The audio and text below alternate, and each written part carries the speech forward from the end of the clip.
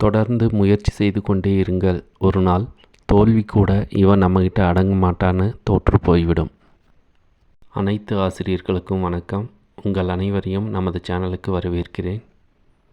இன்றைக்கி நம்ம எதை பற்றி பேச போகிறோன்னா, பிடிபிஆர்டிஏ எக்ஸாம் நவம்பரில் வரும் அப்படின்னு சொல்லியிருக்காங்க. ஸோ நவம்பரில் வரும் அப்படின்னு எதிர்பார்க்கலாம். ஸோ அப்போ நவம்பரில் வரும் அப்படின்னா கிட்டத்தட்ட 100 நாட்கள் இருக்குது. இந்த 100 நாட்களில் நம்மளால் எல்லா யூனிட்டையும் கவர் பண்ண முடியுமா, தமிழ் எலிஜிபிலிட்டி டெஸ்ட்டையும் நம்ம கவர் பண்ண முடியுமா அப்படிங்கிறத பற்றி தான் பார்க்க போகிறோம். ஸோ அந்த 100 நாளில் நாம் எப்படி பிரித்து படிக்கணும் அப்படிங்கிறத பற்றி நான் சொல்லியிருக்கேன். இந்த வீடியோ உங்களுக்கு யூஸ்ஃபுல்லாக இருக்கும்.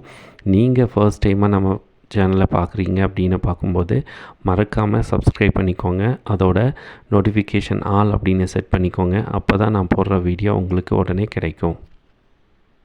நம்மளோட எக்ஸாம் நவம்பரோட மிட்லேயும் வரலாம், இல்லாட்டி நவம்பரோட எண்ட்லேயும் வரலாம்.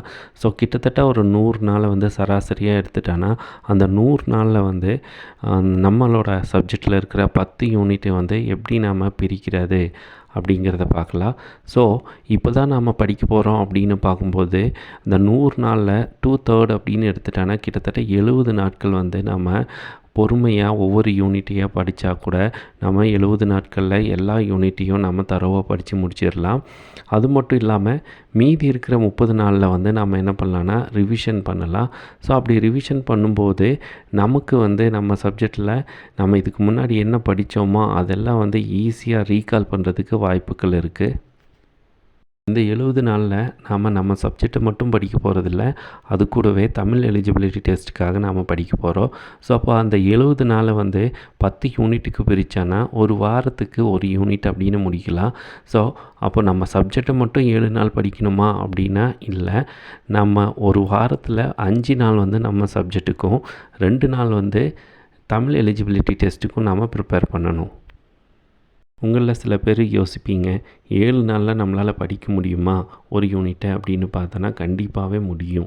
ஸோ நம்மளோட கான்சன்ட்ரேஷன் எல்லாம் ஸ்டடீஸில் மட்டும் இருந்துச்சு அப்படின்னு பார்க்கும்போது 7 நாள் என்ன 5 நாள்லேயே ஒரு யூனிட்டை படித்து முடிக்கலாம்.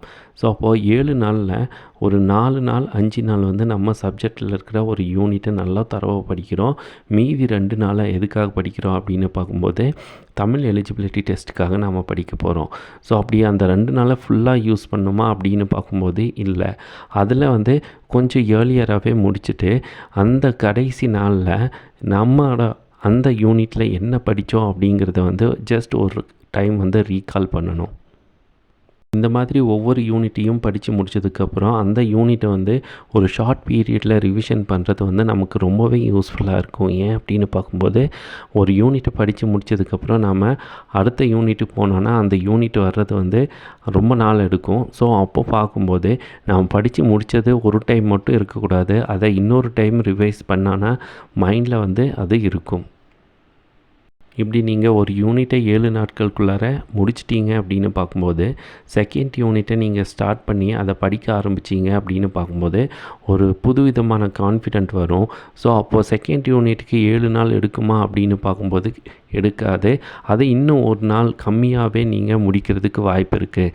ஸோ அப்போது நீங்கள் எந்த அளவுக்கு இன்ட்ரெஸ்ட்டோடு நீங்கள் படிக்கிறீங்களோ அந்த அளவுக்கு உங்களுக்கு டைம் அதிகமாக கிடைக்கும். ஸோ அப்பப்போ நீங்கள் படித்து முடித்த யூனிட் எல்லாத்தையும் நீங்கள் ரிவைஸ் பண்ணுறதுக்கு டைம் கிடைக்கும்.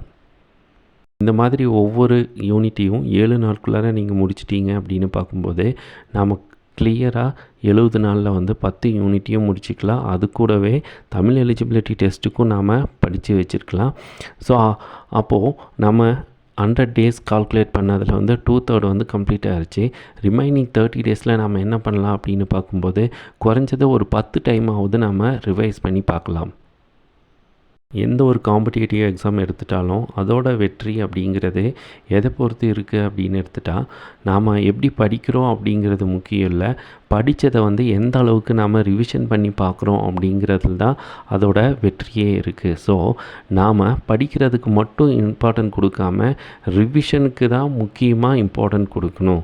ஸோ 100%க்கு 200% ரிவிஷனில் உங்களோட இன்வால்மெண்ட் அதிகமாக இருக்கணும்.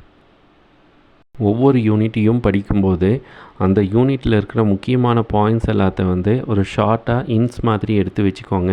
அது கடைசி டைமில் உங்களுக்கு ரொம்பவே ஹெல்ப்ஃபுல்லாக இருக்கும்.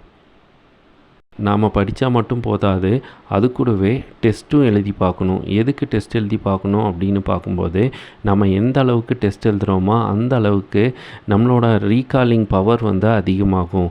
ஸோ ஏன் அப்படின்னு எடுத்துட்டோன்னா, நம்மளோட எக்ஸாம் டைம் பீரியட் அப்படிங்கிறது 3 மணி நேரம் தான். அந்த 3 மணி நேரத்தில் வந்து நம்ம படித்தது எல்லாத்தையும் ரீகால் பண்ணணும். என்ன கொஸ்டின் வந்திருக்கோ அதுக்கு தகுந்த மாதிரி நாம் ரீகால் பண்ணணும். ஸோ அப்போது டெஸ்ட் எழுதி பார்க்காம அந்த ரீகாலிங் எபிலிட்டி அப்படிங்கிறது நமக்கு வரவே வராது. ஸோ நீங்கள் எந்த அளவுக்கு எவ்வளோ முறை டெஸ்ட் எழுதி பார்க்குறீங்களோ அந்த அளவுக்கு வந்து உங்களுக்கு மார்க் வந்து அதிகமாக வர்றதுக்கு வாய்ப்புகள் அதிகமாக இருக்குது. நாம் படிக்க ஸ்டார்ட் பண்ணதுக்கப்புறம் எந்த யூனிட்டை வந்து ஃபர்ஸ்ட் படிக்கணும் அப்படிங்கிற ஒரு டவுட் வரும். ஸோ அதுக்கு என்ன சொல்யூஷன் அப்படின்னு பார்க்கும்போது, ஆல்ரெடி நீங்கள் சில யூனிட்டை வந்து படித்து வச்சுருப்பீங்க. அந்த யூனிட்லேருந்து நீங்கள் ஸ்டார்ட் பண்ணவே வேண்டாம். ஸோ நீங்கள் எந்த யூனிட்டை இது வரைக்கும் படிக்காமல் இருக்கீங்களோ அதுக்கு வந்து இம்பார்ட்டன்ஸ் கொடுங்க. ஏன் அப்படின்னு பார்க்கும்போது, ஆல்ரெடி நீங்கள் படித்த யூனிட் வந்து கொஞ்சம் மைண்டில் இருக்கும். ஸோ அப்போது அதுக்கு வந்து கம்மியாக தான் டைம் எடுத்துக்கும். ஸோ படிக்காத யூனிட்டுக்கு கொஞ்சம் டைம் அதிகமாக எடுக்கும் அப்படின்னு பார்க்கும்போது, ஃபர்ஸ்ட்டு அதை வந்து கம்ப்ளீட் பண்ணிடுங்க. அதுக்கப்புறமா நீங்கள் படித்து முடித்த யூனிட்டை வந்து ஆல்ரெடி படித்த யூனிட்டை வந்து நீங்கள் படிக்கும்போது அது ஈஸியாக இருக்கும். ஸோ உங்களுக்கு டைமும் வந்து கொஞ்சம் ஷார்ட் பண்ணி, அதாவது 70 நாளில் முடிக்கிறத ஒரு 60 நாள் 65 நாளில் நீங்கள் முடிக்கலாம். ஸோ இன்னும் நமக்கு 5 நாள் வந்து எக்ஸ்ட்ரா இருக்கும். ரிவிஷன் பண்ணுறதுக்கு அதை யூஸ் பண்ணிக்கலாம். நான் இன்றைக்கி கவர்மெண்ட் டீச்சராக ஒர்க் பண்ணிகிட்டு இருக்கேன் அப்படின்னு பார்க்கும்போது, நான் முன்னாடி சொன்ன இந்த மெத்தடில் தான் ஃபாலோ பண்ணேன். இதை ஃபாலோ பண்ணும்போது எனக்கு வந்து யூஸ்ஃபுல்லாக இருந்துச்சு. ஏன் அப்படின்னு பார்க்கும்போது, ஃபர்ஸ்ட் ஆஃப் ஆல் நாம் தான் படிக்கணும், நாம் தான் எக்ஸாம் எழுதணும். ஸோ அப்போது நாம் படிக்கிறது எவ்வளோ நேரம் எத்தனை நாளில் படிக்கிறோம் அப்படிங்கிறத முடிவெடுக்கிறது வந்து நாம் தான். ஸோ நாம் கொஞ்சம் லேசியாக இருந்தால் அப்படின்னு பார்க்கும்போது டைம் அதிகமாக எடுத்துகிட்டு போகும். ஸோ நம்மளால் வந்து எல்லா யூனிட்டையும் ஒரு குறிப்பிட்ட நாளுக்குள்ளார முடிக்க முடியாது. அப்போது ரிவிஷனும் பண்ண முடியாமல் போகும். ஸோ அப்படி இருக்கும்போது நம்மளோட எக்ஸாமில் வந்து சக்ஸஸ் அப்படிங்கிறதுக்கு வாய்ப்பே இருக்காது. ஸோ உங்களோட மைண்டு செட்டில் நீங்கள் என்ன நினைக்கிறீங்களோ, ஸோ ஒவ்வொரு யூனிட்டையும் எத்தனை நாள் முடிக்கிறீங்களோ அதில் தான் உங்களோட சக்ஸஸே இருக்குது. நம்ம சேனலில் இனி வரும் நாட்களில் வந்து தமிழ் எலிஜிபிலிட்டி டெஸ்ட்டுக்காக டெய்லி வந்து 20 கொஸ்டின் வந்து அப்லோட் பண்ணிகிட்டு இருப்பேன். ஸோ அது உங்களுக்கு யூஸ்ஃபுல்லாக இருக்கும். ஸோ அதை நீங்கள் ஃபாலோ பண்ணாலே நீங்கள் தமிழ் எலிஜிபிலிட்டி டெஸ்ட்டில் ஈஸியாக பாஸ் பண்ணிடலாம். இந்த பிளானை நீங்கள் ஃபாலோ பண்ணுங்கள். கண்டிப்பாக உங்களுக்கு வெற்றி நிச்சயமாக கிடைக்கும். தொடர்ந்து முயற்சி செஞ்சுட்டே இருங்க. ஸோ ஒரு நாள் வந்து தோல்வி கூட இவன் நம்மக்கிட்ட தோற்க மாட்டான் அப்படிங்கிற முடிவில் வந்து அது தோற்று போய்விடும். நீங்கள் கண்டிப்பாக வெற்றி பெறுவீங்க. உங்களுடைய வெற்றிக்கு எனது வாழ்த்துக்கள். நன்றி, வணக்கம்.